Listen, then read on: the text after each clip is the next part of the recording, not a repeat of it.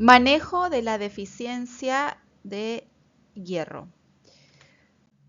Este es un tema muy importante ya que la anemia es un problema de salud pública a nivel mundial. Antes que todo quiero diferenciar estos dos conceptos y que queden claros. La deficiencia de hierro y la anemia por deficiencia de hierro, ¿ok? Son dos conceptos completamente distintos y de aquí en adelante, para términos de esta exposición, DH va a representar a la deficiencia de hierro y ADH a la anemia por deficiencia de hierro. En resumen, la deficiencia de hierro afecta a miles de millones de personas en el mundo. Esto no es un tema de Latam, ni de Perú, ni de México, ni es a nivel mundial. Y sigue siendo la principal causa de anemia, con importantes repercusiones negativas en la salud. El enfoque para el manejo de la anemia por deficiencia de hierro y de la deficiencia de hierro implica tres pasos. Primero, identificar. ¿Estamos ante una deficiencia de hierro o ante una anemia ferropénica? Paso 2 es investigar y tratar la etiología, la causa subyacente. Y como tercer paso, el suplemento, la reposición de hierro. En este caso puede ser oral o puede ser endovenoso. También vamos a abordar acerca de lo que es el uso juicioso de las transfusiones, las cuales se deben reservar únicamente para pacientes con anemia por deficiencia de hierro grave y sintomática. Sepamos entonces un poquito de números. La OMS ha estimado una prevalencia mundial de anemia para el año 2011, ¿ok?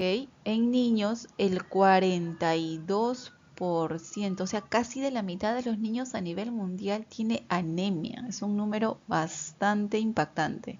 29% de mujeres no gestantes en el mundo tienen anemia. Estamos hablando de la tercera parte de las mujeres a nivel mundial que se encuentran con anemia. Y el 38% de mujeres gestantes tienen anemia. Así como también la deficiencia de hierro se ha identificado como la principal causa de anemia. Es decir, de toda esta población de anemia, la deficiencia de hierro es la principal causa. En el año 2013, donde las personas anémicas eran 1.930 millones de personas anémicas en el año 2013. Y esta cantidad representa el 27% de la población mundial. Por ello, la anemia por deficiencia de hierro es un importante problema de salud mundial. Las personas con más riesgo de anemia por deficiencia de hierro son mujeres y niños. Y esto no tiene nada que ver con el estatus socioeconómico, no respeta si tienes o no tienes dinero, si vives en la costa, en la sierra, en la selva, en la Amazonía, etc. La anemia no tiene que ver con la geografía ni con el estatus. Antes de seguir, vamos a ver y vamos a tener claro qué es la deficiencia de hierro absoluta y la deficiencia de hierro funcional. Acá ha habido un pequeño error, ¿ok? Esta imagen me encanta. Aquí, como vemos, representamos una célula, ¿ok? Para poder echar mano y ver el intracelular, lo que está aquí dentro de la célula, el intracelular.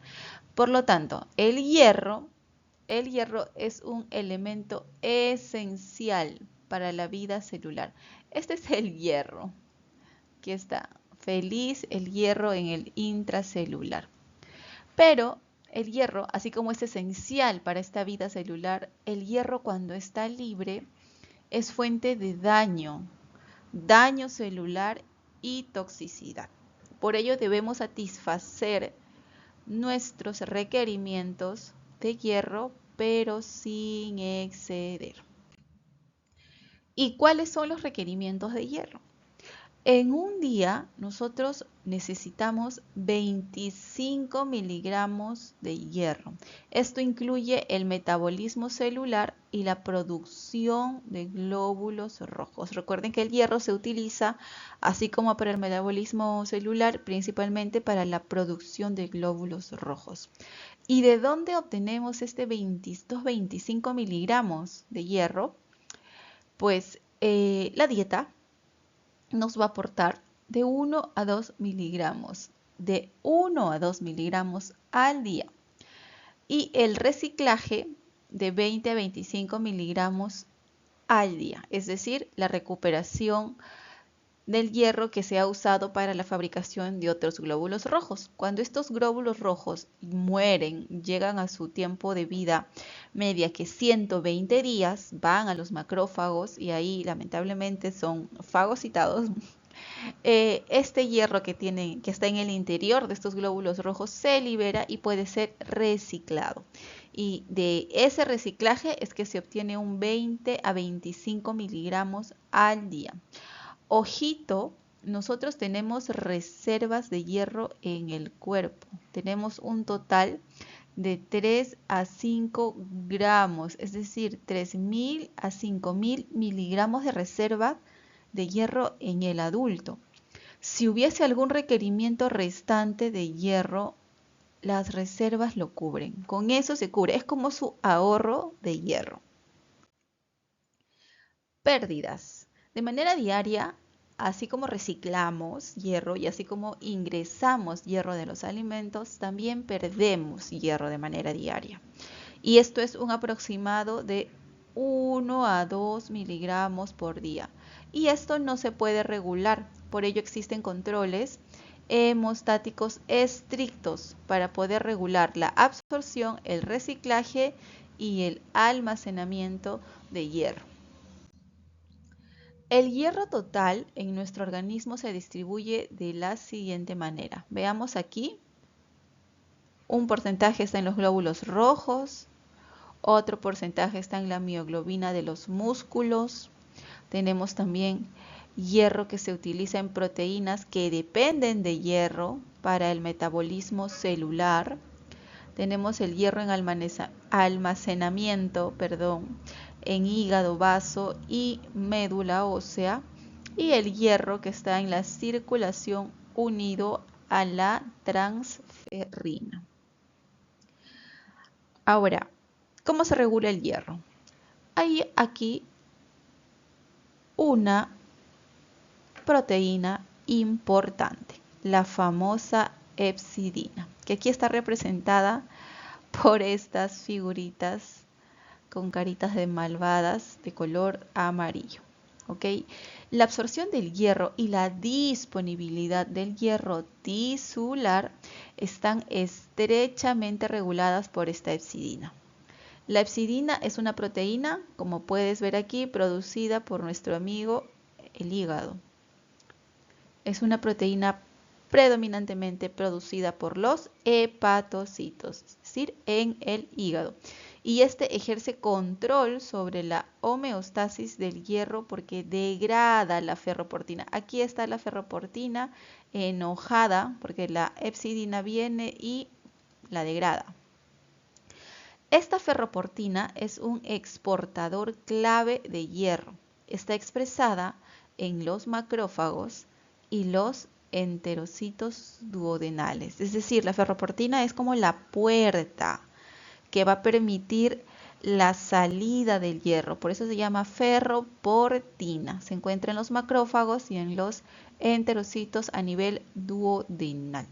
También todo ello permite el reciclaje del hierro de los eritrocitos descompuestos, senescentes y la absorción de hierro del intestino a la circulación.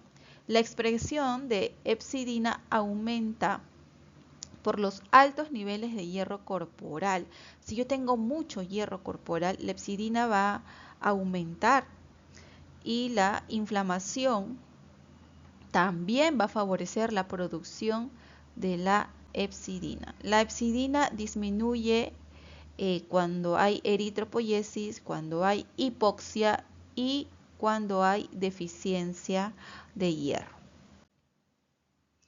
Tenemos aquí esta imagen, ¿ok? La imagen A, que vemos la representación de la vía metabólica normal del hierro no hemo, mediante la absorción dietética a través del enterocito y el reciclaje de los eritrocitos por los macrófagos.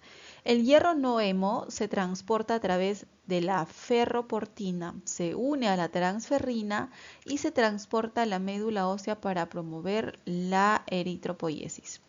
Vemos aquí entonces, esta es una vellosidad intestinal, qué bonita. Este de aquí es un enterocito. Aquí la ferroportina de azul y estos puntitos que ven aquí es el hierro. Entonces la ferroportina permite la salida de este hierro aquí a la circulación. Y el hierro en circulación va a caminar junto con la transferrina, que está representada por estos como rectángulos, y es la proteína de transporte del hierro. Tenemos aquí un huesito que representa la médula ósea, en donde se va a llevar a cabo la eritropoyesis. La figura B representa el metabolismo de hierro en un estado de deficiencia absoluta. De deficiencia absoluta de hierro. Es decir, hay menos hierro para transportar a la médula ósea, lo que resulta en una disminución de la eritropoyesis. Tenemos aquí un enterocito, bien, duodenal, no hay hierro, el paciente no ha ingerido hierro. Tenemos un macrófago, también tiene poquito hierro en su interior. Aquí se comió un glóbulo rojo, recicló esto poquito y la ferroportina va a tratar aquí de liberar lo poquito que hay, y como vemos las transferrinas están todas vacías, no tienen mucho que transportar. Entonces van a llevar muy poquito hierro a la médula ósea y por lo tanto la eritropoyesis va a disminuir. En la figura C, la figura anterior representaba a una deficiencia de hierro absoluta, porque no hay hierro, no ingresa hierro, no hay hierro en los depósitos, no hay hierro que transportar, no hay hierro, es absoluta la deficiencia. Y aquí la figura C representa el metabolismo de hierro en un estado de deficiencia funcional. Ya no es absoluta, sino funcional. ¿Qué está sucediendo aquí? La hepcidina está inhibiendo a la ferroportina, secuestrando el hierro dentro del enterocito, aquí, y dentro del macrófago, lo cual resulta en una disminución de la eritropoyesis. Ambas resultan en disminución de la eritropoyesis, pero en este caso sí hay hierro, acá está adentro, secuestrado. No salen porque esta proteína de acá, llamada ferroportina, está degradando, esta proteína llamada hepcidina está degradando a la ferroportina y no deja que el hierro salga. Por lo tanto, la transferrina sigue aquí vacía, sin mucho que transportar, pero no porque no haya hierro, sino porque no se está liberando el hierro debido a que está secuestrado. ¿Gracias a quién?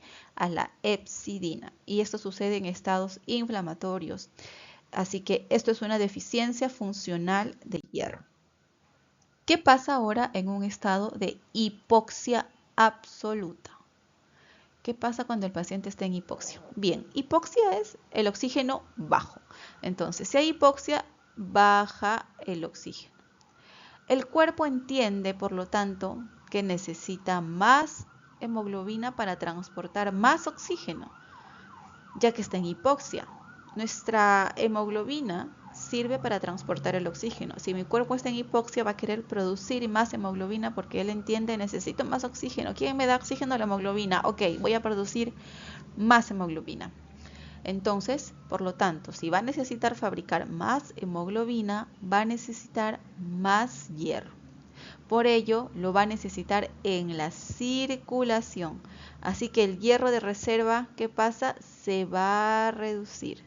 ¿Cómo hace que el nivel de hierro de la reserva se reduzca? Pues bajando los niveles de hepcidina. Por lo tanto, si baja los niveles de hepcidina, baja el porcentaje de degradación de ferroportina, aumenta la absorción intestinal y permite que se exporte el hierro desde los macrófagos y los hepatocitos a la circulación. Les puse aquí una notita. Hay un factor inducible por hipoxia 2 alfa y este factor inducible por hipoxia 2 alfa aumenta DMT1 y ferroportina. ¿Qué cosa es DMT1?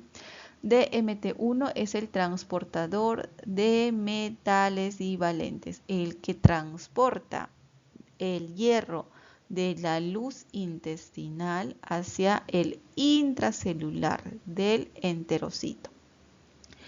Y a la ferroportina la conocemos por demás, que es la puerta por la cual el hierro va a salir, ya sea del enterocito o del macrófago, hacia la circulación. Si el factor inducible por hipoxia 2 alfa aumenta esto, entonces va a favorecer más la absorción de hierro. Aumento de producción de transferrina en hígado y disminución de la transferrina unida al hierro. Todo esto reduce los niveles de hepcidina, favoreciendo más la absorción de hierro. Entonces aquí veamos, deficiencia de hierro funcional. Ya vimos que el absoluto es cuando no hay nada, no ingresa, no hay en depósitos, no hay qué cosa transportar, baja la eritropoyesis. No hay hierro, no hay de verdad no hay hierro aquí. Aquí en la deficiencia funcional, a veces llamada también eritropoyesis con restricción de hierro, este es un estado de desequilibrio entre la demanda de hierro, lo que yo necesito de hierro y lo que tengo disponible en el suero de hierro. Puede ocurrir a pesar de tener buenas reservas. Yo puedo tener una excelente reserva en mi cuerpo de hierro, pero mi cuerpo no lo puede utilizar porque no está disponible. Hay un desequilibrio entre esta demanda y esta disponibilidad. Se observa en casos de inflamación y de infección sistémica, aumentando ¿qué cosa? ¿Qué cosa aumentan los estados inflamatorios y los estados infecciosos? Aumentan las citoquinas inflamatorias y por lo tanto esto nos aumenta la hepcidina. Si nos aumenta la hepcidina, degrada la ferroportina, el hierro se queda secuestrado y la transferrina calata, no tiene cómo transportar, así que no hay hierro para la eritropoyesis. Otras vías que también pueden favorecer a esto es que las citoquinas inflamatorias elevadas pueden atenuar la actividad endógena de la eritropoyetina y acortan la vida útil de los glóbulos rojos. ¿Qué es lo que causa entonces una deficiencia funcional de hierro? Una eritropoyesis ferropénica. En resumen, entonces, ya vimos qué cosa es una deficiencia funcional, una deficiencia absoluta. Ya sabemos que tenemos que identificar si hay o no hay deficiencia de hierro. Vamos entonces a la identificación. La deficiencia de hierro puede ocurrir con o sin anemia. Puedo tener anemia y deficiencia de hierro o puedo tener deficiencia de hierro sin anemia. Anemia para la OMS es menos de 13 para hombres, menos de 12 para mujeres y en embarazadas menos de 11 en términos generales según la OMS, ¿ok? Ferritina sérica, otro concepto importante. La ferritina sérica es una proteína, es un estudio bioquímico, el principal, probablemente el inicial más fiable para el diagnóstico de deficiencia de hierro absoluta. Acá está la ferritina, es una proteína intracelular. Acá está muy bien tu célula y adentro está la ferritina bien contenta. Es una proteína intracelular de almacenamiento de hierro, ojo, en ausencia de inflamación. Ojo con eso. Chicos, tradicionalmente se ha utilizado ferritina menos o igual de 15 para el diagnóstico de deficiencia de hierro, pero en la práctica clínica usamos valores de corte un poquito más, por lo menos menor o igual a 30 para decir que estamos ante una deficiencia de hierro, ya que este valor alcanza una mayor sensibilidad, hasta un 92%, manteniendo una especificidad del 98%, por lo que se utiliza con bastante frecuencia. Bien, entonces, la ferritina es también un marcador inflamatorio. Si yo tengo una infección generalizada, es probable que mi ferritina se eleve. Si yo tengo una enfermedad crónica mal controlada, es probable que mi ferritina se eleve. No sé si muchos de aquí que están escuchando este video han trabajado en la época del COVID. La ferritina se usaba como parte, ¿no?, de los estudios que se solicitaban. No es que estaban estudiando ahí la falta de hierro. A ver, vamos a ver cuántos pacientes con COVID están ferropénicos. No, es porque estaba comportándose en ese momento como un marcador inflamatorio. Entonces hay que tener en cuenta eso al momento de interpretar los resultados de nuestro paciente. La ferritina también aumenta con la edad. Por eso la deficiencia de hierro es difícil en ancianos y en contextos de inflamación. En estos casos se puede usar hasta ferritina con un corte menos de 100 en inflamación, o porcentaje de saturación de transferrina menos de 16 a 20%. Ojo con esto, nota. Los umbrales óptimos no están del todo claros, ¿ok? Hay distintas literaturas al respecto. Bien, aquí he querido ponerles un cuadrito donde tenemos varios contextos clínicos y deficiencia de hierro. Por ejemplo, ¿cómo yo voy a decir si mi paciente tiene o no deficiencia de hierro si es un paciente con insuficiencia cardíaca? Ellos tienen un acápite especial. Los pacientes con insuficiencia cardíaca, si tienen la ferritina menos de 100, ya yo puedo considerar que tiene deficiencia de hierro. ¿O qué pasa si tiene la ferritina más elevada, pero tiene una saturación menos de 20%? Entonces puedo considerar también deficiencia de hierro con saturación menos de 20% y ferritina menos de 300. En el contexto preoperatorio, saturación menos de 20% y ferritina menos de 100 para considerar deficiencia de hierro. En enfermedad renal crónica, los pacientes renales, ellos, las guías de nefro recomiendan en algunas ocasiones considerar terapia con hierro en pacientes con saturación de transferrina menor o igual a 30% y ferritina menor o igual a 500. Hay ensayos clínicos recientes, chicos, en pacientes con diálisis, donde la ferritina menos de 200 o la saturación de transferrina menos de 20 son indicadores para dar terapia con hierro. Otros marcadores de deficiencia de hierro. ¿Qué más nos puede decir que mi paciente está con una falta de hierro? La hipocromía, que es, ya saben, la coloración de los glóbulos rojos, un tinte más pálido. La microcitosis, que es el tamaño. Y el RDW elevado, que es el índice de anisocitosis. Estos cambios van a ocurrir lentamente por la larga vida de los glóbulos rojos. ¿Cuánto tiempo viven? 120 días. Y ojo, estos no son específicos de anemia por falta de hierro. Hay enfermedades con las que se puede uno confundir. Si queremos determinar una falta de hierro, hay que hacer estudio de hierro. Tenemos también otro marcador muy importante, la hemoglobina reticulocitaria, con un valor menos de 29 picogramos como marcador temprano de deficiencia de hierro. Y en otros casos, el diagnóstico de deficiencia de hierro solo puede darse luego del resultado exitoso a la suplementación. Es decir, le damos suplementación empírica, el paciente responde y decimos excelente. Respondió al hierro, tiene falta de hierro.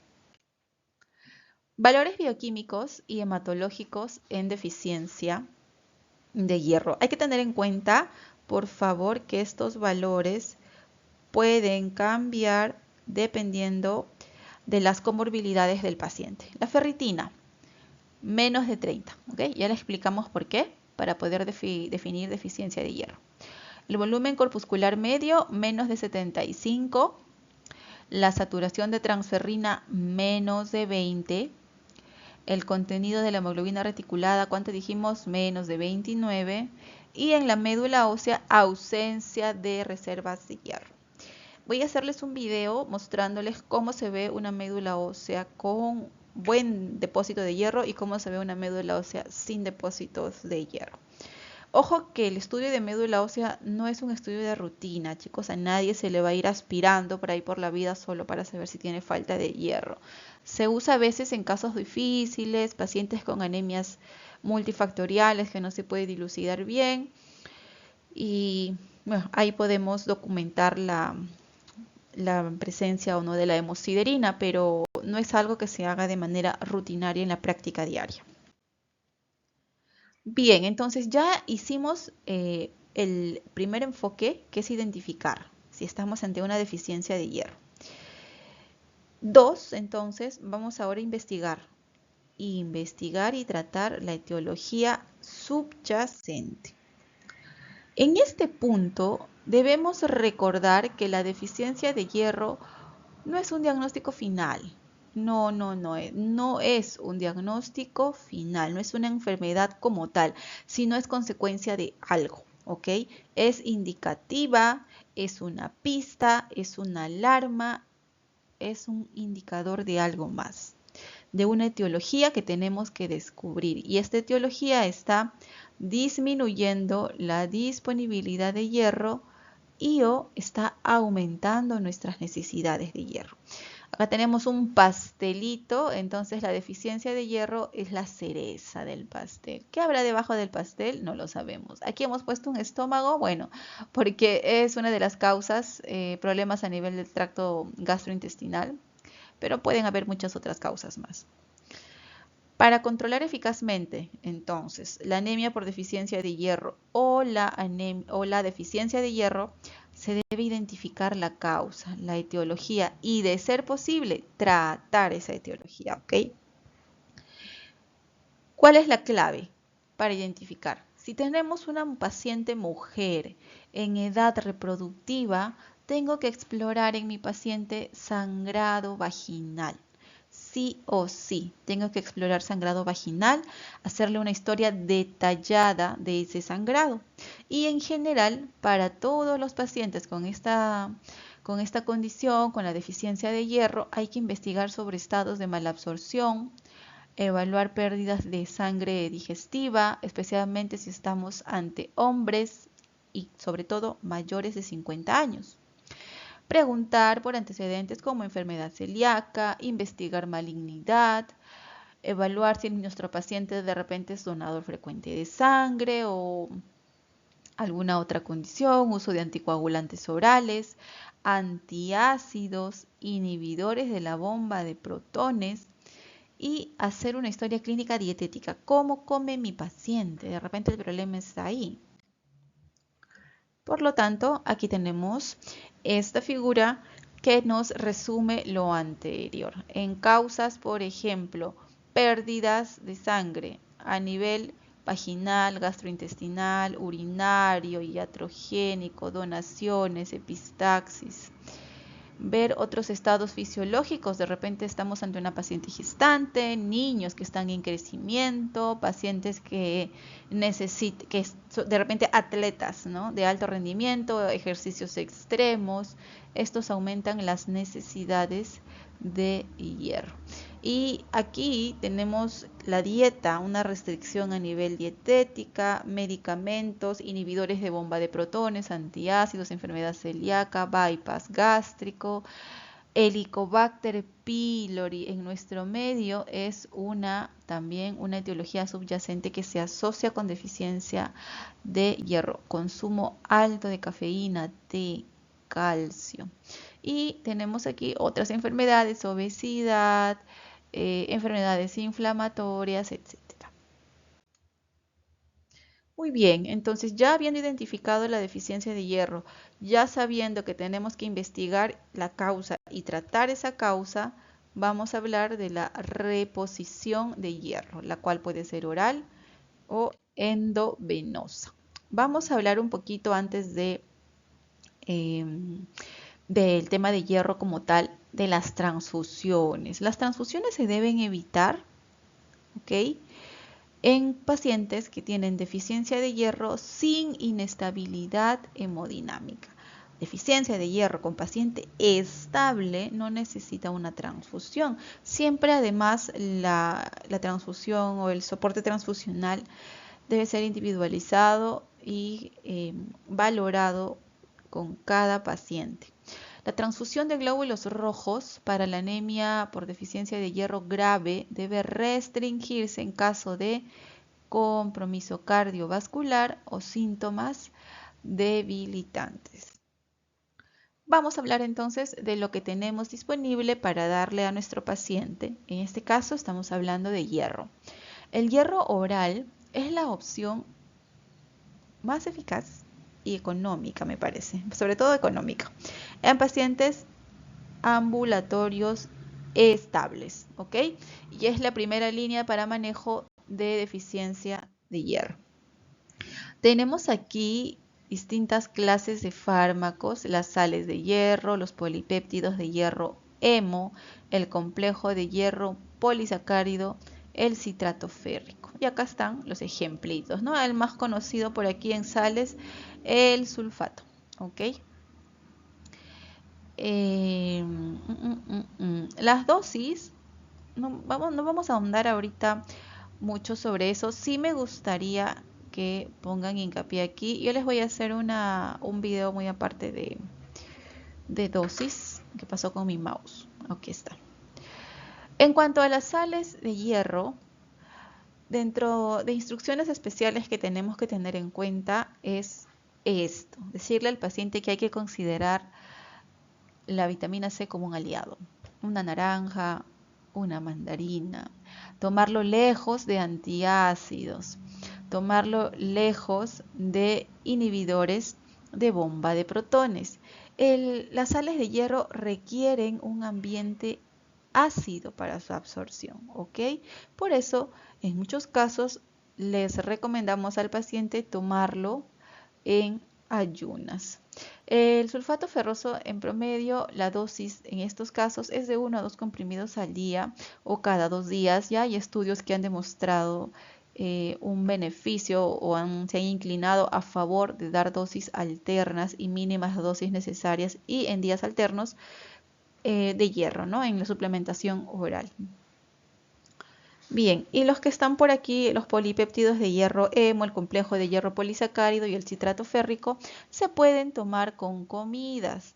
No requieren un ambiente ácido para su absorción. Hierro oral, entonces, ¿qué cosas debes saber? Datitos que debes de saber si vas a administrarle o vas a recetarle hierro oral a tu paciente. Primero, que hay que evitar los inhibidores de la absorción de hierro: calcio, lácteos, té, café. Se puede tomar entre comidas. hay que evitar medicamentos que reduzcan la acidez gástrica, como los antiácidos. Sobre todo si no están indicados, ¿no? Hay pacientes que suelen automedicarse.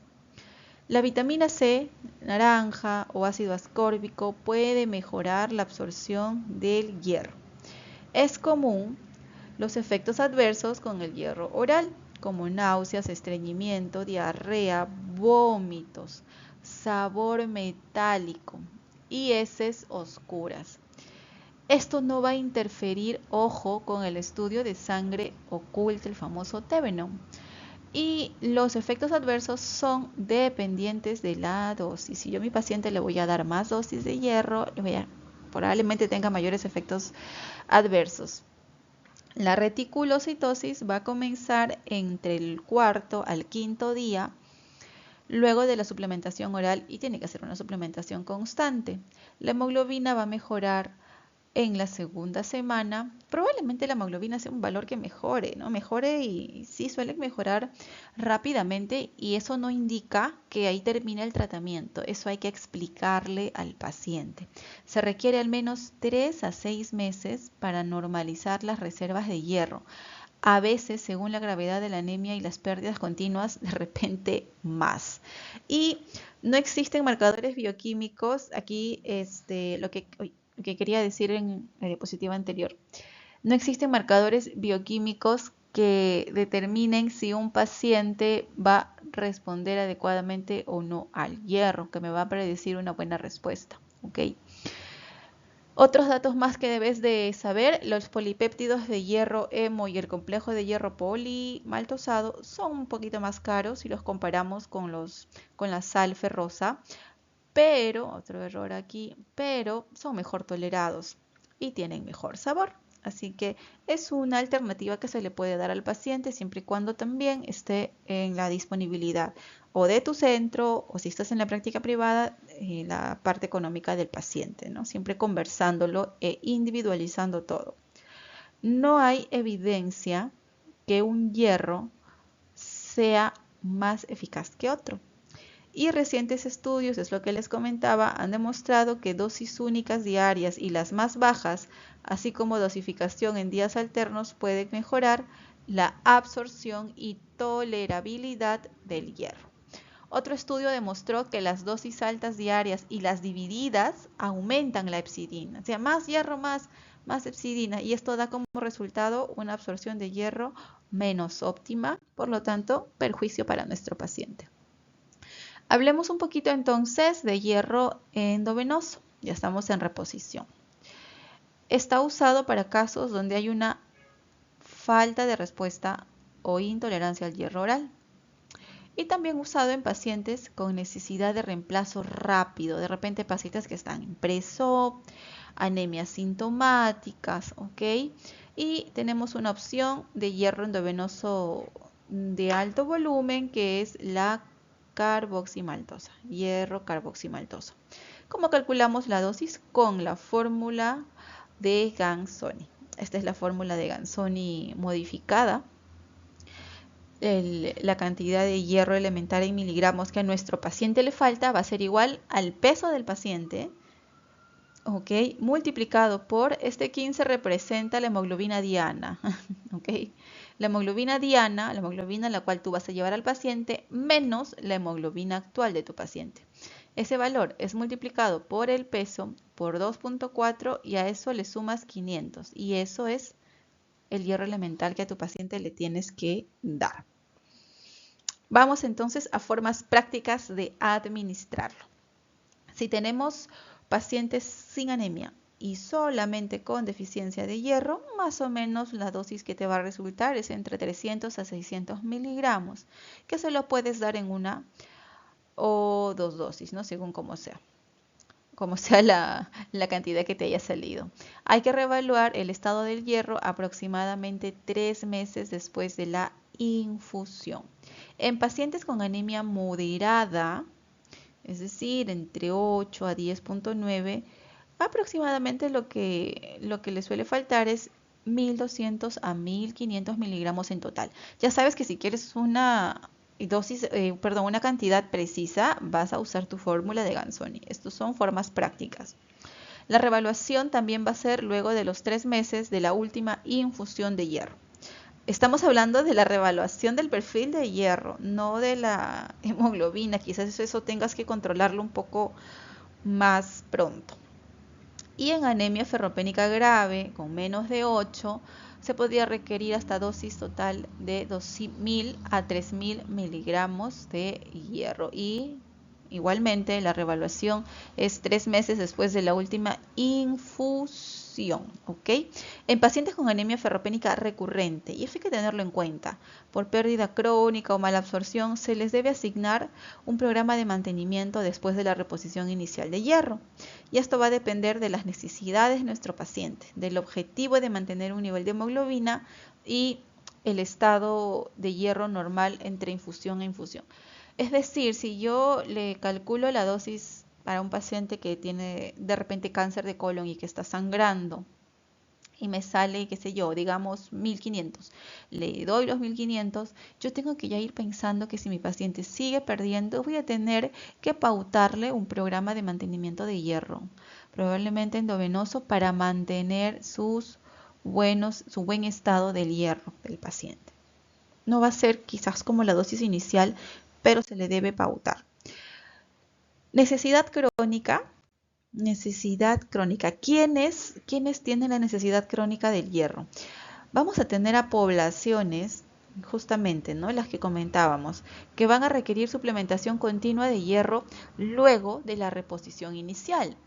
Y son aquellos con enfermedad inflamatoria intestinal, hemorragias continuas del tracto digestivo, malformaciones arteriovenosas, telangiectasias hemorrágicas hereditarias, pacientes con sangrado uterino anormal refractario o pendiente de cirugía, pacientes con mal absorción, aquellos, por ejemplo, sometidos a cirugía bariátrica, resección intestinal. Algunas formas de mantener las reservas de hierro, por ejemplo, son hierro oral una vez al día o en días alternos luego del hierro endovenoso. Yo suelo usar bastante esto en la práctica diaria. Régimen de hierro endovenoso una vez al mes, cada 3 meses o cada 6 meses. Es una buena opción porque vas a tener en tu día a día pacientes que no toleran el hierro oral o simplemente ya están hartos los pacientes, ¿no? Y son pacientes con uso crónico y pues hay que buscar alternativas.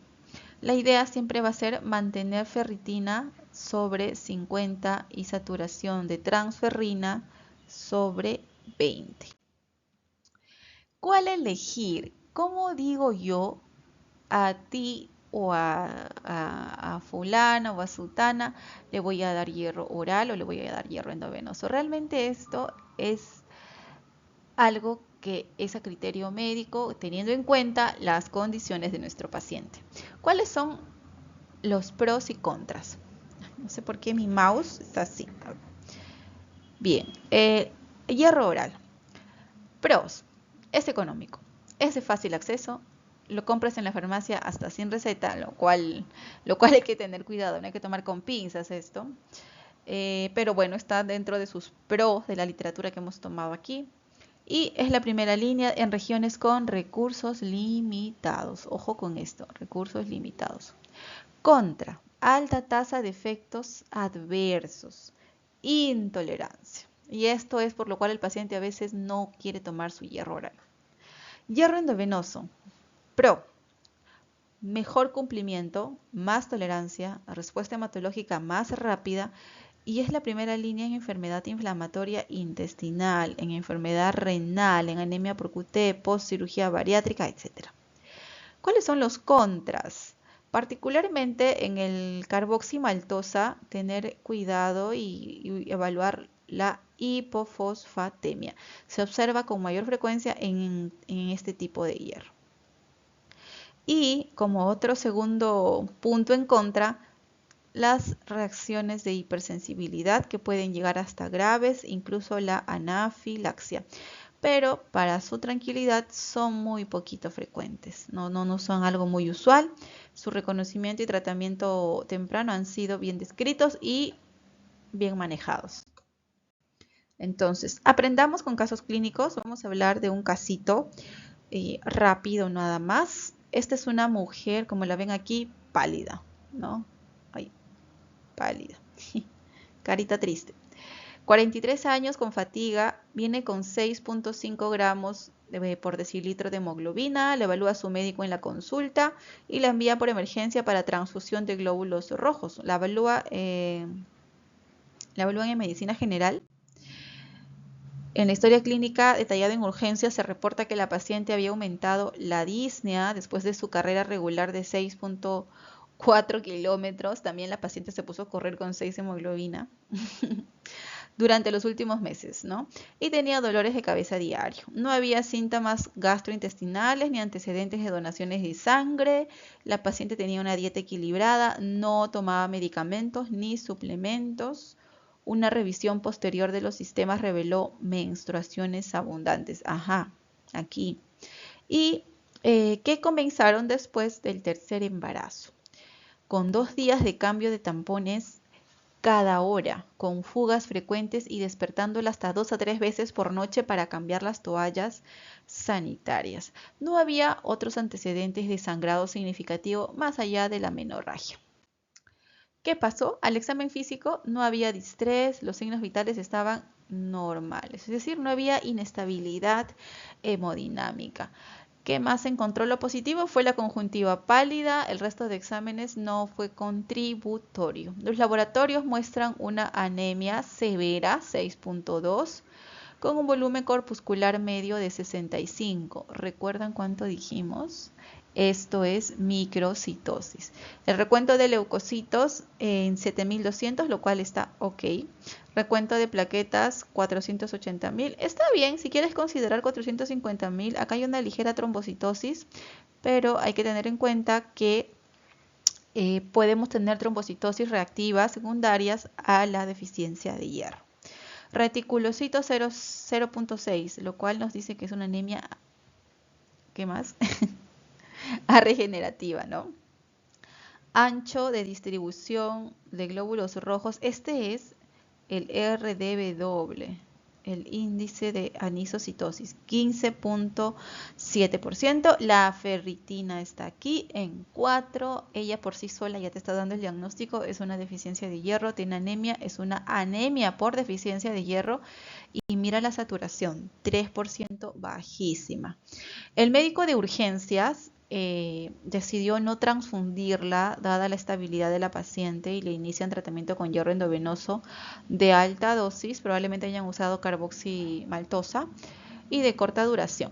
Gineco la evalúa, los antiinflamatorios no esteroideos y el ácido tranexámico resultaron eficaces para disminuir las pérdidas menstruales.